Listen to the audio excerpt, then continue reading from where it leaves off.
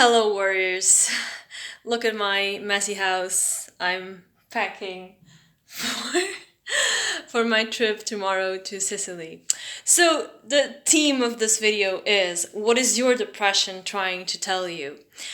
I had a depression 4.5 years ago, and I think that was quite obvious to me, and I stated it in other videos that it was due to the fact that the circumstances of my life were absolutely shitty. I was suffering from a breakup with a narcissistic guy. I had a horrible job. I was stressed out of my ass. I was having a burnout, and still I was continuing to go to work in this job that I hated.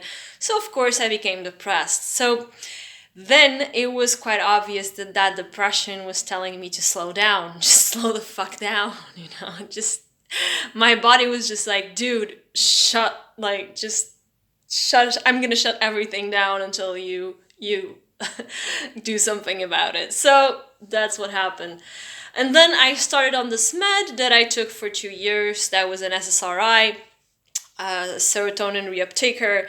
And then when I stopped it, I had another mental breakdown, and I always thought it was always all of it was due to the withdrawals of this medication, which is citalopram, Cipralexa, Lexapro, which has really bad withdrawals, and it's reported. So it's not a totally stupid idea. It was because of this medicine. But then I started reading about this thing called the attachment theory.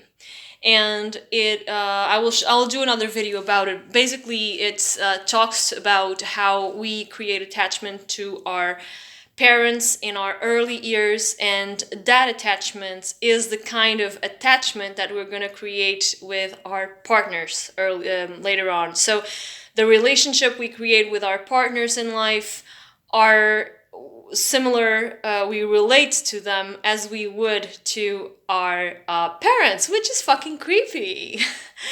And coincidentally, when I had my second depression, nervous breakdown, etc., I had come off the drug, but I also had gone through a breakup with a person who I noticed until, like, in the end I noticed, not in the beginning. I didn't know. If I knew, I would have never, but in the end I started noticing that she looked really like my mother in a lot of ways. Like, she wasn't predictable, even a bit physically, which is gross, but yeah.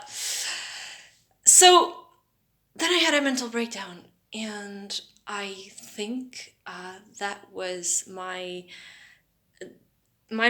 body trying to tell me that I still hadn't grieved my family yet, because I went no contact with my family. And when I did, when I could contact with my family, I was very sure about it. I never questioned it, which I still don't. But for me, it was all like, okay, they're a bunch of assholes, and I feel so much better now that I don't talk to them. So it's not even a question that I do this. And with any relationship, you have to grieve, and you have to go through a process of grief. So I didn't go through that process of grief. And I think with that breakup, which reminded me of my primary caregivers, and after that breakup, I was trying to do some inner child healing in order to not fall in the same patterns again, because I noticed that I was getting into these abusive relationships on and on again. Some were better than others, but they were still not good. And I wanted to get out of it, but I think I tried so hard, and I thought I was so strong that I came crumbling down with all the factors. So my mental breakdown started with insomnia, and insomnia is fear. And I think if you believe in inner child work, which most therapists do nowadays, insomnia comes from fear. So my inner child was scared shitless. And I tried to do a bit of the work, I tried to do a bit of the grieving then, but I didn't even know that was the reason why I was doing it.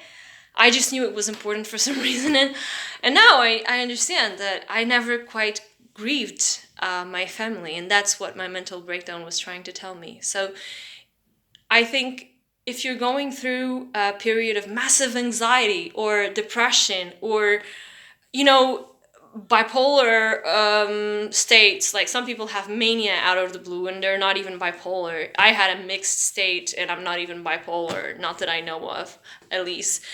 If you go through that, it can be a chemical imbalance in your brain, of course. It can be a circumstantial thing, which is easy to solve relatively. Like, do you hate your job? Do you hate your relationship? Are you being abused? Are you being abused in your relationship? Etc., etc., etc. But it can also be something much more deep. I know it's hard if you're in a fucked up state, but listen to what this state is trying to tell you, because it can be more than something superficial. It can be something really deep. Everything is connected, right, in this world, and especially in the brain. And we fully don't understand the brain nowadays yet. I mean, psychiatry is an experimental field still. Most meds, we don't know if they work or if it's just placebo. And so ask yourself that question. What is your depression trying to tell you? What is your state trying to tell you? Really, like really, really. Don't just get mad at yourself because you're anxious or you're manic or you're hypomanic or whatever, Don't get frustrated at yourself. Instead, listen to yourself. Listen to what your brain, your body are trying to tell you. I know it's hard, but we have to try, and we have to keep on fighting. So it's a way of getting to know ourselves better and hopefully avoid situations like this in the future as well and contribute to a better world. I think mental health care contributes to a better world. If there were less... there's a bike there making some noise. There were less mental health issues in our society, then we wouldn't be so fucked up. People wouldn't be abusing other people as much, and we would be happier. Okay. Shanti Shanti, I know, but yeah. Okay, happy healings, and yeah, happy healings.